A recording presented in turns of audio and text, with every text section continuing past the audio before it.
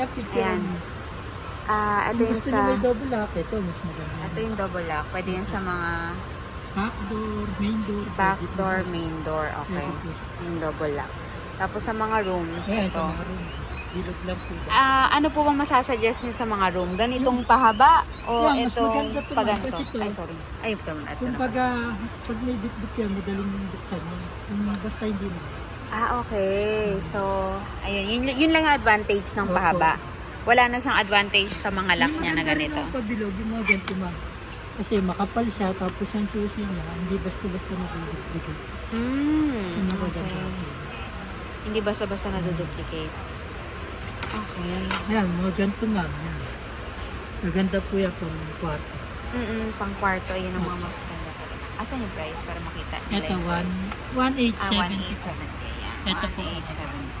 Hindi yan kagaya ng ibang ano na pag kinatagalan, Hindi. kinakalawak German na. brand naman siya. Oh, German Stainless brand type daw na to. po, lalo na yung mga ganito natin. Medyo matutasan po. Mm-mm. Stainless type na. Okay. Tapos, ano pa bang kailangan Yes. ko na? Ano po yun? Yung mga ganito. Ay, okay lang. Ay, oo, papalitan pala lahat ng pintuan. Ayan. Paris na po yan mga dalawahan na po siya. Ayan, dalawahan yan. Opo, dalawa. Para yan sa mga papalitan ng mga Stainless door. 304 na po siya. Tapos Stainless bearing din. type na po. 681. Wala na siyang tendency mga lawan.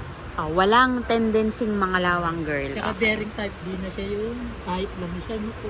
Ay, hindi na kailangan ng langis. Kasi bearing type na po siya. O, yun. Narinig mo, girl. Bearing type.